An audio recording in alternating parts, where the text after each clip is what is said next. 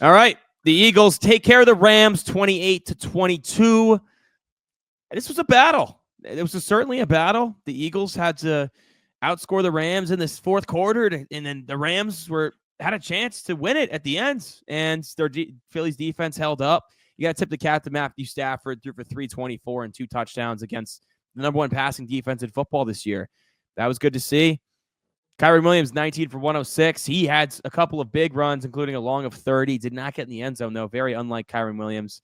Puka, 6 for 97, just doing what Puka does. Demarcus Robinson, 3 for 74. Tyler Higbee, 7 for 54 and a touchdown. I know he only had like 4 or 5 games this year, but, that's a positive going to next year for the Rams that Higbee looks fully healthy. Cooper Kupp, 5 for 61, came alive a little bit in the end of that game. He was kind of quiet in the first half, but, still a lost fumble by Stafford, a lost fumble by Kyren Williams. Really, really bit this team in the ass, Reagan. Yeah, the weather obviously, played a major factor, especially in that second half. Even the kicking game, I had the wrong game that kicking would affect, but Jake Elliott got to go if you're the Eagles. I think it's time he's somehow done, right? He missed 2 extra points. So yeah, somehow I feel like, if they are to lose a game, whether it's the championship or the Super Bowl, he will be a big reason behind the fact that they lost it. So he is going to be potentially public enemy number 1 in Philadelphia.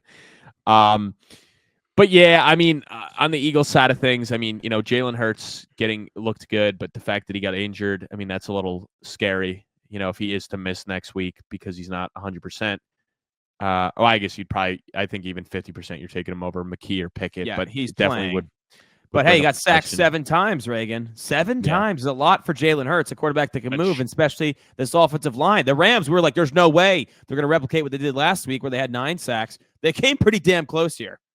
Yeah, and I would say a lot of that probably had to deal with the weather and the lack of mobility because that safety he took, you saw he was hobbled in the snow and he just was like, didn't even try to take off. He just took the sack. But that at the end of the day was probably the smart move to just take the sack there versus trying to make something there because that weather was bad. And the fact that the Rams almost won at the end was crazy. Puka had that incredible catch in the snow. Oh, my God. That was awesome.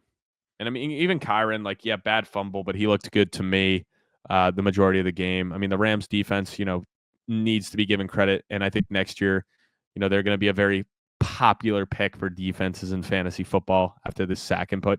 Because I believe, 16 sacks is, one of the highest ever in a playoff run. And it's funny because, that's in 2 games. That I don't know for certain, but that might be the most sacks in a 2-game span in the playoffs, if I had to guess, because that's incredible, that many sacks. And it just speaks to the fact all those young guys that they hit on. It's so rare to hit on that many young guys. But if I'm the Rams, if I'm Stafford, I'm McVay, I'm like, let's run it back. The defense looks legit. Offensively, maybe you get another offensive lineman in there. I maybe get another weapon in there. I don't know. Kyren, Puka, and Kupp are pretty nice trio there. And even Higbee, you saw him being healthy, how nice of another wrinkle or add-on he's been to the offense in the 2 playoff games. He's definitely been a nice add-on that they were kind of missing with Parkinson and Davis Allen early in the year. So that was nice. But for the Rams, hey, you won the division, and right now the way that division looks like, they would be my front runner to come out of it next year. And Eagles, get healthy.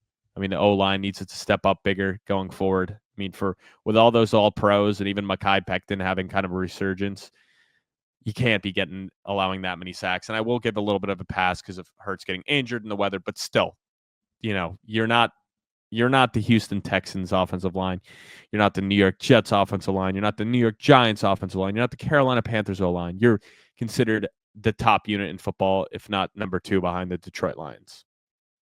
100%. They did their thing in the run game, though. The Eagles ran for 285 total yards on 34 carries. Kenneth Gainwell had 1 for 10. Jalen Hurts, 7 for 70 and a touchdown. Saquon Barkley, 26 for 205 and 2 touchdowns. Saquon said after the game they were going for 300. They're a little pissed they came up short. I think the Commanders have to be awfully scared of this Philly rushing attack next week. Saquon gashed him both times they played this year. He's always done well against the Commanders. The Commanders' run defense is their weakness, right? Mm-hmm.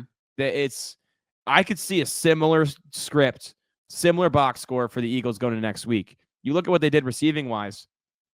A.J. Brown, 2 for 14. Devontae Smith, 4 for 21. I mean, those are two star number one wide receivers absent from the game plan. Saquon, 4 for 27. Dallas Goedert, 4 for 56. They're going to run the fucking ball. They're going to run the ball down the Commanders, down their throat next week. And that's going to be their game plan. Yeah. As they should, but that's the thing, too. Like, the Eagles got this done without using Smith or Brown. It's scary because what if they if they need to, like if Hurts makes the throws and teams are going to load up and stack the box against Barkley next week. I mean, you got two number ones out wide. You can't go man coverage and A.J. Brown all day.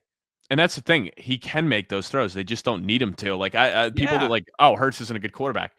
Why? Well, you don't need him to be a good quarterback. If you can run the ball down teams' throats, why force him into being like putting up crazy numbers if you don't need him to? Like I said it earlier in the year. The Eagles have been their most scariest and successful when they're not trying to make Jalen Hurts this elite quarterback that's throwing the ball 40 times a game. And you saw last year, the reason they fell apart was, yes, that defense, but also because they tried to make Jalen Hurts into somebody he's not. They went back to the ways of their 2022 season where it was a run-first team, and then let Jalen Hurts use his legs and then keep the passing under like 25 attempts a game.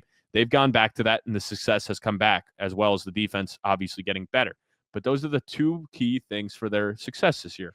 And also on the Detroit side of things, they had 8.7 per carry against Washington, and they were trailing most of the game. So if that's a positive game script, it could have got way worse. Like, I mean, over 200 rushing yards for the Lions on 23 carries is crazy. So, that is definitely scary if you're Washington fans going into this game is, hey, our run defense did that bad, and we were, in control pretty much all the game.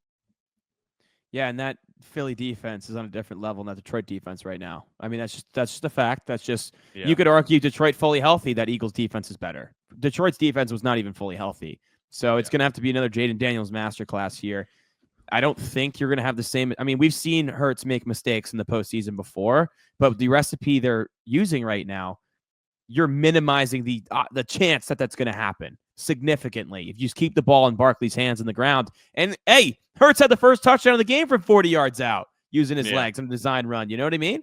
So use Jalen Hurts more like that. Throw the ball less than 25 times against the Commanders, and I think it's going to be tough for the Commies to get another upset. Yeah. Well, we'll see. I mean, he might not be using his legs too much, but I know with the knee now. The knee's a little banged up. I don't know. It's going to be another 30 carries for Barkley, I'd imagine, but